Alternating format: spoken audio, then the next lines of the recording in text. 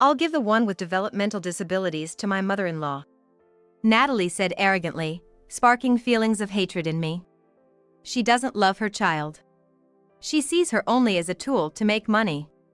My anger towards her peaked, and I decided to take her granddaughter away from her. Then I'll raise her.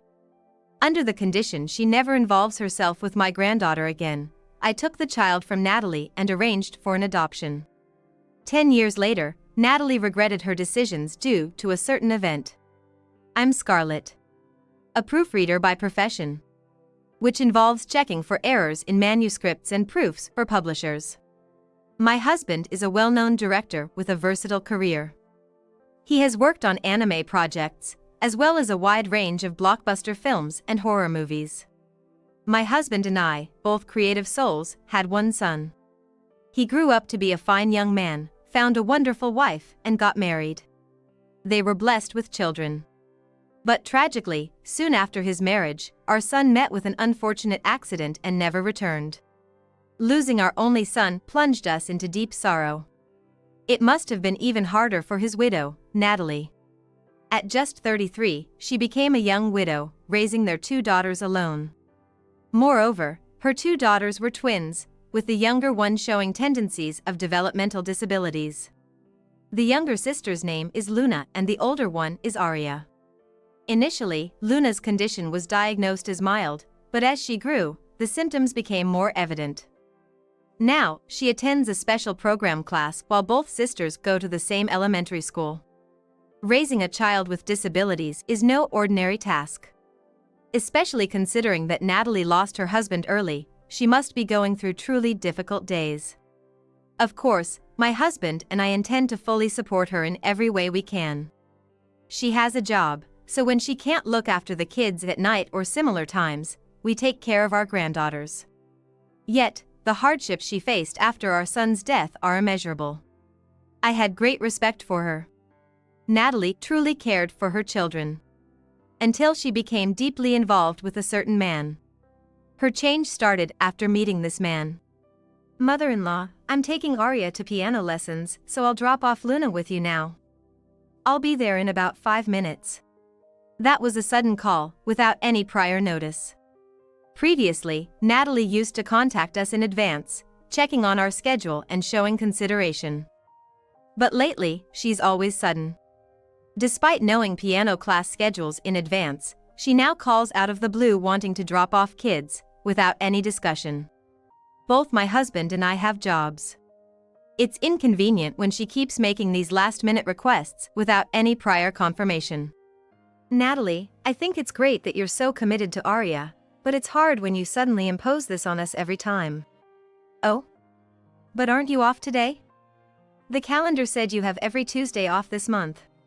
Maybe because she frequently brings the grandkids over, Natalie seems to know everything about our work and home life.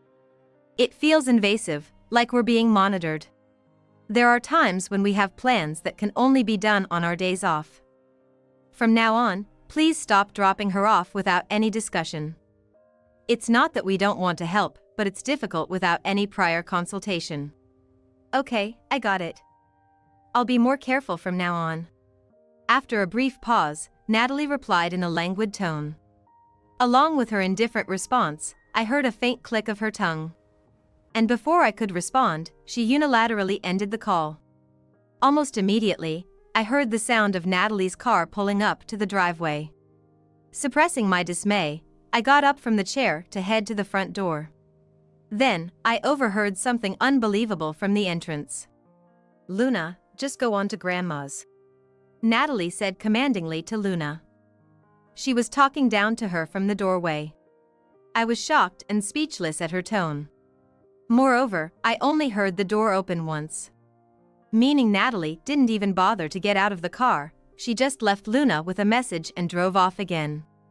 In disbelief, I hurried to the entrance and found Luna standing there alone. "Luna, where's your mom? Where did she go?"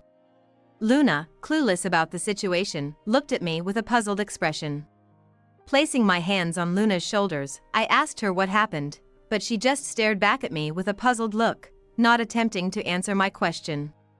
"Hi, Grandma," Luna greeted me. Although she's in elementary school, her speech development is delayed, and she can only manage two-word sentences. She struggles to answer complex questions and gets tongue-tied under pressure. At this moment, unable to grasp my question's intent and contrary to my anxious feelings, Luna simply beamed at me with a charming smile, just looking and smiling sweetly. "Luna, where did your mom go?" "To the store?" "Piano lessons?" "Which one?" When speaking to Luna, I knew I had to keep my emotions in check. Getting too frantic could cause her to panic. I took a deep breath to calm myself and, showing my fists one after the other, devised a way for her to choose between two options. Thankfully, she seemed to understand the question and pointed to my right fist, surprising me with her response. "Piano. With aria and a man." "A man?" Hearing a word of interest, I impulsively asked Luna. "Is that person Mom's friend?" "Aria's friend?" No. He's Mom's boyfriend." Luna cheerfully laughed as she spoke, and my heart ached. Did Natalie leave one of her daughters behind to go to Aria's piano lesson with a new man? But why just leave Luna? The answer soon became clear. That night, when the piano lesson was over and it was time for Natalie to pick up Luna, she didn't show up at our house. Fortunately, the next day was Saturday, so there was no school, and it wasn't a problem to keep Luna, but it was still incredibly rude. Fortunately, tomorrow is Saturday and there's no school, so it's not a problem to look after Luna, but it's still incredibly rude. How could she just leave her daughter with us without any notice? What's going on with her? Repeatedly grumbling in my mind, I waited with Luna for Natalie to pick her up. At that time, I had no idea that Natalie's life was in such disarray. "Hello, mother-in-law? I'm sorry, can you let Luna stay over tonight? Aria's come down with a fever. I don't want it to spread to Luna, so I need you to watch her." It was already past 9 p.m. We had finished bathing and feeding Luna, and were just waiting for Natalie to arrive when she called. When Natalie answered the phone, her voice showed no signs of panic, but she sounded apologetic. If I hadn't known the situation, I might not have doubted her words. However, having heard the earlier story from Luna, I couldn't easily believe Natalie's words. "It's all right. We'll take care of her tonight." She must have noticed my hesitation in responding. My husband, who had been playing with Luna, turned to me with a stern expression and said that. I relayed the message to Natalie, agreeing to look after Luna for the night. "I understand, but you knew about this much earlier, didn't you? How many hours has it been since the piano lesson ended? I'm so sorry. I just realized she was unwell when I went to pick her up. I'll be more careful next time." Her unapologetic response only fueled my anger. "From now on, please make sure to contact us in advance. If you can't do that, we might not be able to take care of her in the future." "Okay. Thank you so much." Natalie's response, in a cloyingly sweet voice, came through the phone before she abruptly ended the call. I was dumbfounded by her nonchalant attitude and returned to Luna and my husband, only to face a challenging situation. "Luna, how about spending the night with Grandpa and Grandma? Mommy can't come to pick you up because she's taking care of Aria, who's sick." Maybe my way of explaining it wasn't the best. Luna had made up her mind to go home, so when that routine was disrupted, she became upset and lost her composure. Luna, in a state of panic, paced restlessly, crying and insisting she wanted to go home. She crouched down, trying to calm herself, but seemingly unable to switch her emotions. She sat and then stood repeatedly, eventually collapsing onto a nearby sofa and starting to cry loudly. "I'm sorry, this is my fault." "It's okay. Let's just be there for Luna now. We've faced similar situations before. When she was younger, her tantrums were more intense, sometimes becoming uncontrollable. She would lash out at us, bang her head against the wall, or slap her hands on the floor, a much worse state compared to now. As she grew, Luna seemed to mature, and her symptoms started to calm down. Now, she collapses on the sofa and continues to cry, a significant improvement. Whenever Luna is in this state, both my husband and I stay by her side. We never try to force our hands or do anything drastic. Luna uses our hands as a way to calm herself, wiping her own tears with them. It seems she finds comfort in touching a part of our body, in her own way. But we don't initiate it. Over the past 6 years, we've learned it's important to respond to Luna's own timing and needs. I'm sorry. Once calm, Luna always, for some reason, apologizes to us. She seems to think she'll be scolded for crying, gazing at us with tearful eyes and trembling, as if scared. We never imagined this behavior could be a result of how Natalie had treated her. We're not angry. Actually, I'm sorry, Luna. I shouldn't have said something that upset you. It's okay, it's okay. Though she might not understand my words, she could read my emotions. Seeing me kneeling in front of her, Luna gently stroked my hair. Despite her difficulties with words, she possesses such a kind heart. So what if she has a disability? It's simply a part of her unique character. I love this gentle side of her. While smiling at these thoughts, my husband suggested it was time to sleep, and Luna, now in bedtime mode, happily went with him to the bedroom. The next morning, Arya, with a grimace, and Natalie, in a slovenly attire, arrived. Thanks for last night. Arya's fever seems to have gone down after sleeping, which really helped. Natalie spoke in a manner as if she had a heart symbol at the end of her sentence, showing no remorse for the previous night. Arya looked irritable beside her, making me wonder what had happened. I was about to say something out of concern, but seeing her mother, Luna's face lit up and she rushed to embrace her, leaving me with no choice but to remain silent. Mom, I'm home. Luna, welcome back, let's go home. Natalie spoke to Luna as she hugged her. The moment I saw her expression, I felt something was off about her smile. It seemed like she briefly showed a look of indifference towards Luna. It was just for a split second, so I wasn't sure if it was certain.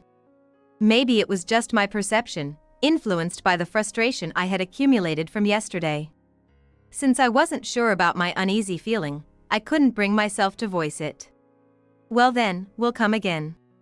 It was just as Natalie said those words and began leading Luna by the hand towards the car. At that moment, Arya, with a scowl on her face, handed me a letter. Read this after we've gone home. She whispered in a voice too low for Natalie to hear, surreptitiously passing the letter. Sensing something serious from her demeanor, I silently accepted the letter without asking further questions. After watching Natalie leave, I called my husband into the living room, and we decided to read the letter from Arya together. The contents were shocking. Mom changed after finding a new boyfriend. She's rarely home and gives him money. The prize money I won from piano competitions and the reward from concerts, she's giving it to him. She leaves Luna with you because he doesn't like Luna and finds her annoying. She thinks of me only as a tool to make money from piano. Soon, Mom might try to leave Luna with you permanently. Please help Luna. I'll be okay, but please look after Luna.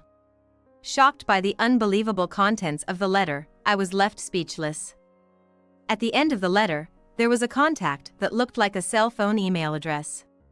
I remembered that when Arya started elementary school, her piano talent blossomed, and Natalie mentioned her lessons becoming busier. Arya, even as a child, garnered media attention for her skill, and now she's a prodigy in the piano world, attracting nationwide attention. It's a dangerous world these days, so I decided to give her a cell phone. It seems normal for elementary students to have one now, so I thought it wouldn't be a problem. Natalie had said, a sensible concern for a parent of a child in the spotlight. I remember thinking how times have changed while listening to her. This address must be Arya's cell phone. Arya is quite smart. Writing down her cell phone address means she's not being monitored by Natalie in their communications. It must be safe to contact her. Believing that the email address belonged to Arya, I decided to get in touch. Good evening. Is this Arya's address? That's right. You read my letter.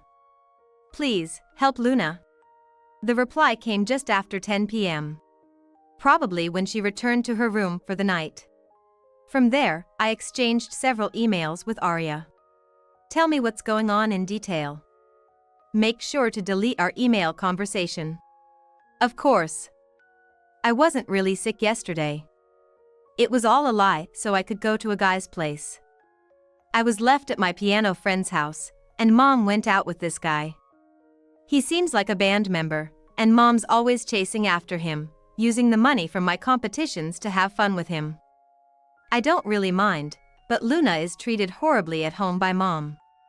Luna doesn't understand and is always smiling, but after getting scolded, she cries a lot and becomes inconsolable. For Mom, that man is more important than us. If I give her money, she's in a good mood. But as long as Luna is around, Mom will continue to treat her terribly. The guy recently said to dump Luna with you. Maybe Luna would be happier with you than with us. So please, help Luna. I'll do anything for her. As I finished reading the email, I couldn't stop my tears. A young girl, only 6 years old, is this desperate to protect her sister. And she's the same age as my own child. Self-sacrifice doesn't seem to bother her. What a terrible mother to make such a young child feel this way. What are you going to do? If things stay the same, you don't know what might happen to you too. I'll be fine. As long as I can play the piano, Mom will need me. If it comes down to it, I'll threaten to quit piano. I want to get better at piano. If it means using those people to my advantage, I will. That man seems to have connections in the industry, so I'll use him as much as I can. So, don't worry about me. Instead, please look after Luna. I can't protect her on my own. Is she really just 6 years old? I was struck by the maturity in Arya's message, which made me question her age. But what lies ahead is uncertain. Make sure you never push yourself too hard. Remember, you can always rely on us if things get tough. And be careful to keep in touch, so we don't lose contact. With these promises, I agreed to help Arya. A month later, Natalie's thoughtless behavior continued, causing my husband and me a lot of stress. However, we were determined to prevent anything from happening to Luna. In fact, we started saying we wanted to take care of Luna ourselves, both to protect her and to keep my promise to Arya. It's to protect Luna and to fulfill my promise to Arya. One day, after about a month of this routine, Natalie came to our house with Luna, saying she had a favor to ask. Actually, I might be going abroad soon. What? My husband and I were both taken aback by this sudden news. Arya's piano teacher highly praises her talent and is considering introducing her to a famous instructor in Italy. If she succeeds there, she's guaranteed to become a pianist recognized worldwide. That's why I came to ask if you, as her grandparents, could take care of Luna. Taking Luna abroad with me is just impossible. Listening to Natalie's story, I couldn't help but be skeptical. I had not heard anything about this from Arya. There was no mention of going abroad, and I couldn't see why she would keep such important news a secret. I couldn't trust Natalie's words and glared at her suspiciously. Can you take Luna to the living room? I want to talk to Natalie alone. Perhaps reading my expression, my husband seemed to understand. He took Luna and left the living room. Tell me the truth. What? There's no way a decision like Arya going abroad would be made so suddenly, right? Also, when you left Luna with us last time, a friend of mine saw you walking with a man in the city. If you're going to keep making things up, I'll have to take appropriate action. What's really going on?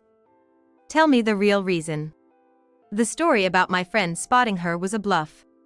But I needed to shake her up to get the truth. My words tricked her, and she revealed her true nature. If you already knew everything, you should have said so earlier.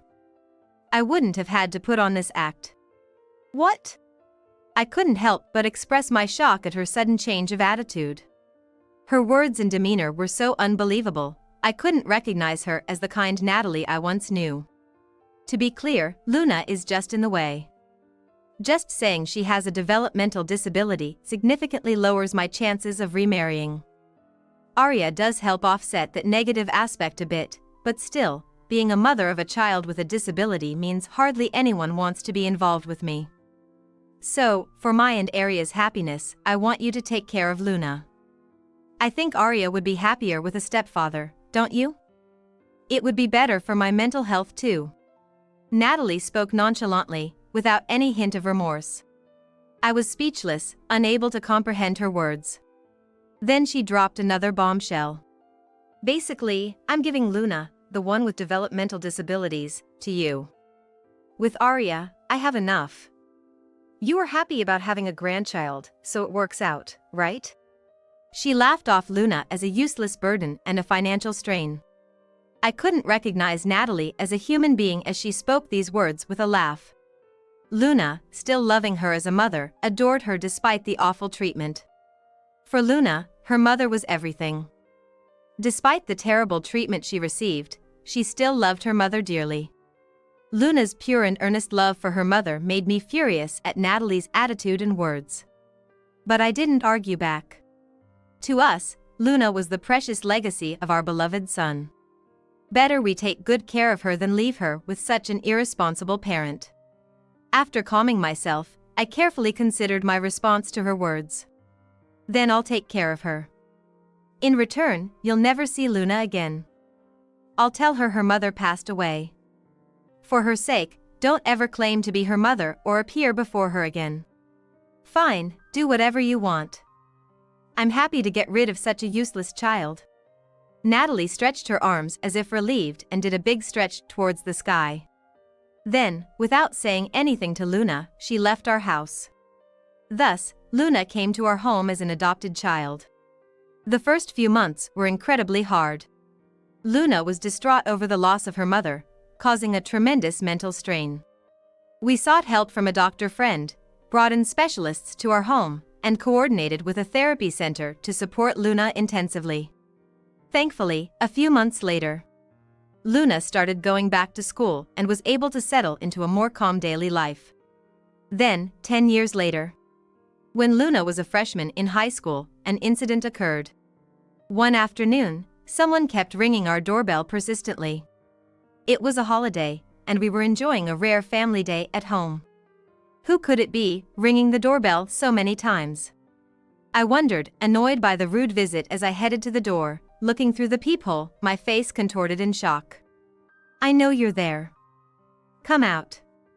Give me back Luna, you thieving family.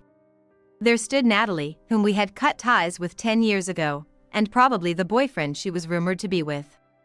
A flashy-looking man was with her. What's going on? Why is it so noisy at the front door? What should we do? Natalie has somehow found our house and has come for an unexpected visit. What? We had moved to change our lives after cutting ties with Natalie. We bought a prime property in the city due to our jobs, never expecting that she would find our address. My husband and I exchanged worried glances, wondering what to do. It's okay, Grandma, Grandpa. That's her, right? I wanted to settle things once and for all, so let her in. Luna is already 16 years old. Since then, her developmental disorder has become more manageable, and she's successfully learned to speak. Now, she can have normal conversations. She still has strong fixations and a tendency to immerse herself in things, typical of her condition, but these traits have helped her succeed in a certain business. You're late. If you're home, just let me in. Natalie, who was a different person when she lived with my eldest son, had completely changed. Once inside the house, she intimidated us with rough words and sat down on the sofa alongside the man, both of them side by side.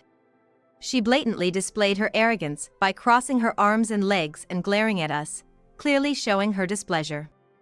I don't like her attitude, but if I take her up on her provocation here, I'll be right where she wants me to be.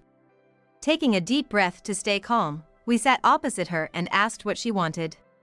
There's no reason for us to let unrelated people into our home. What do you want now? We cut ties with you 10 years ago. Luna was sitting at a nearby workbench, engrossed in some writing. Fortunately, in this focused state, she didn't hear any of the surrounding noise or voices. She paid no attention to our argument, as we had told her to stay focused on her task. Watching Luna, Natalie chuckled slyly and snorted before making a shocking statement. "It's simple. I've come to take Luna back. She's my daughter, so it's my right to have her back, isn't it? What is this woman talking about? Has she forgotten what she said 10 years ago?" As I was at a loss for words at Natalie's absurd thinking, my husband, with a stern face, spoke in a low voice to her. "You said you didn't want Luna and abandoned her, and as far as Luna knows, her mother is dead. That matter was supposed to be settled, wasn't it? That's just a verbal agreement. Besides, Luna knows I'm alive because of the letters, right? If her mother is alive, there's no reason for us to live apart, is there?" Natalie retorted arrogantly, anger rising within me. The moment she realized Luna had a certain talent, she bombarded our house with letters, even going as far as Luna's school to make her presence known. Do you realize how much pain your selfish actions have caused Luna? For Luna, who had been told her mother was gone, Natalie's actions were a reckless stirring of her emotions. When she learned her mother was alive, she was so distraught she couldn't even go to school for a while.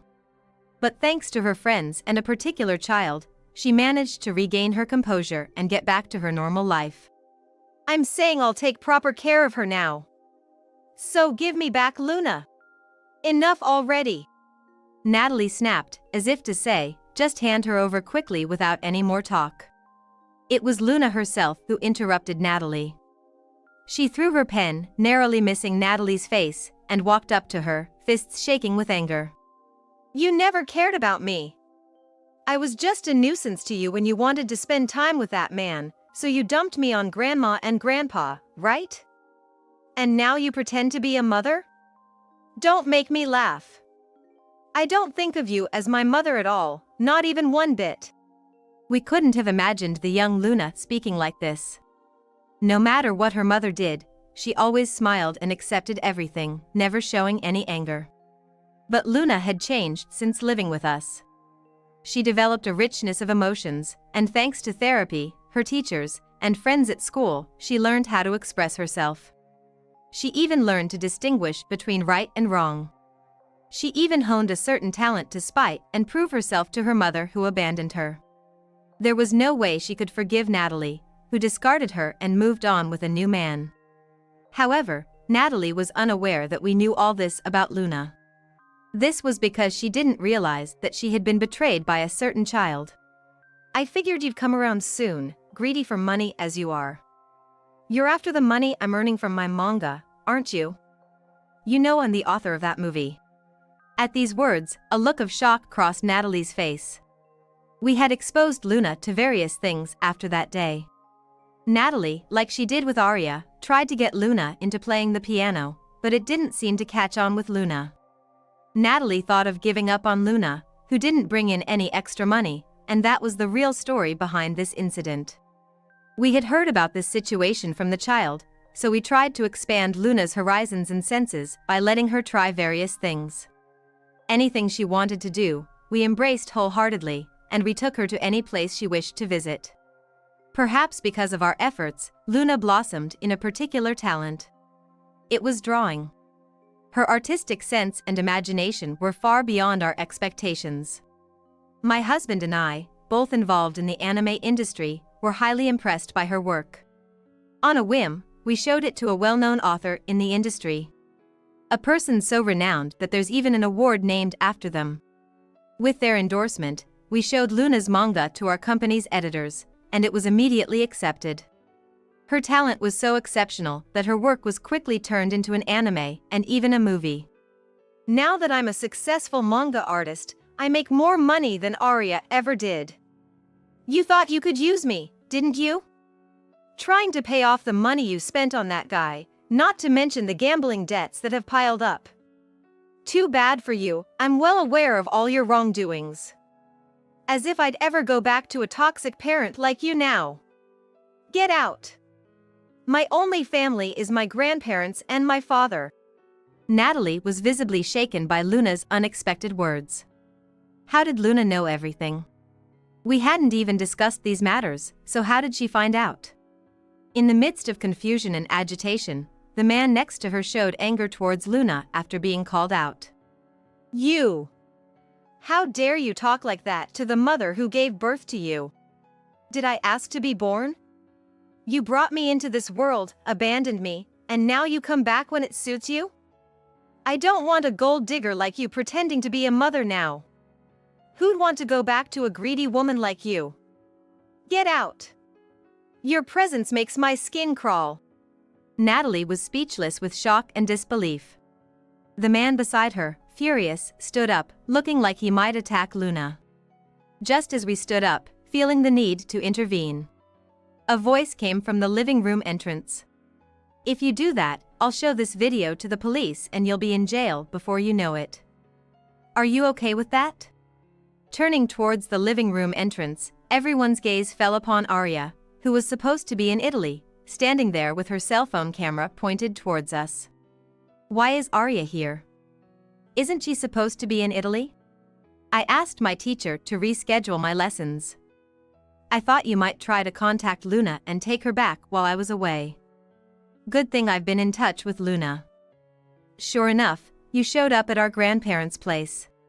With that, Arya walked over to stand next to Luna, continuing to film the man in a protective gesture. Arya had been the one explaining everything to Luna and protecting her all this time. Arya continued to use the man next to Natalie, who was well-versed in the music industry. With his help, she might get to study with a renowned pianist abroad. She was willing to invest money to fulfill her dream. Additionally, Arya had a plan to leave Natalie's side when the time was right. This is my investment for making my dream come true, so it's not a hardship at all. Besides, those people are so clueless, they don't even know I've secretly opened a bank account with Grandma. The money I give them is just a fraction of it, so don't worry. Arya had started studying finance and law since entering middle school. Now, Arya had acquired an education beyond her age, and had spoken about her family situation to her agency, who were fully supportive. Thanks to this, Arya's bank account had enough savings for her to live independently. Once her dream was realized and she had a residence abroad, she considered Natalie and her company no longer necessary, and had told Luna she wanted to leave. I've been adopted by our grandparents, too. What? Natalie was visibly confused and caught off guard by this unexpected turn of events. The man next to her also seemed unprepared for this situation. He seemed to be in a panic, flustered, and was pressing Natalie, asking what they were going to do. I've let you have your fill of the good life, so you must be satisfied by now, right? With me about to make it big, I can't have filth like you around. It's just too bothersome. Both Arya and I have always considered ourselves motherless, so don't worry. Don't you dare show your face to us again. I've already discussed adoption with our grandparents. It's just your consent that's missing, but I doubt you'll agree, so I've already spoken to a lawyer. I can't help but feel overjoyed at the thought of finally being able to live with Arya again. Well, I'll be living abroad, so we won't be able to meet often, but considering everything, it'll be fine, right? Now we can enjoy all sorts of things together again. Watching the two of them happily chatting away, I couldn't help but smile, which made Natalie so furious that she reached out to grab my shirt. It's you! You're the one who's been filling Arya's head with nonsense. But Arya immediately pointed her camera at Natalie to protect me. Don't get it twisted. I made this proposal to our grandparents of my own accord. You thought I was on your side and wouldn't suspect me. I've always been comforting you, haven't I? But not once did I ever consider you my mother. Our parents are our deceased father and our grandparents who still love us. Betrayed by the two who had never defied her before, Natalie looked like it was the end of the world. She collapsed onto the sofa in a distraught state, seemingly unable to accept the reality of the situation. Luna has been seeking your love countless times. Seeing Natalie in such a pitiable state, I delivered the final, decisive words to her. You're the one who pushed her away while being obsessed with men. You have no right to call yourself a mother. Luna and Arya will be taken care of by my husband and me. You will never be allowed near them again. You're no longer their family. Upon hearing those words, Natalie broke down crying, repeatedly begging for Luna and Arya. But they refused to listen, insisting on her leaving, so my husband had to drive Natalie and the man away. They were so persistent that we threatened to call the police. Frightened, they finally left our home. Since then, Natalie and the man have visited our house several times, pleading to have the two girls returned. However, their excessive persistence disgusted Luna, leading her to report the two of them to the police. They received restraining order from the police, which ensures girls' safety. Thus, we successfully cut ties with Natalie. The lingering unease in our hearts cleared up, and Luna and Arya are now living freely and happily. Arya has become a world-famous pianist, met her destiny abroad, and is now performing concerts around the world with her violinist lover. As for Luna, her manga, which was turned into a movie, became a massive global hit. She had become a highly popular manga artist, renowned internationally as a creator of a work representative of American anime. My husband and I have also been involved in Luna's creations, and our family now works as one to support her life.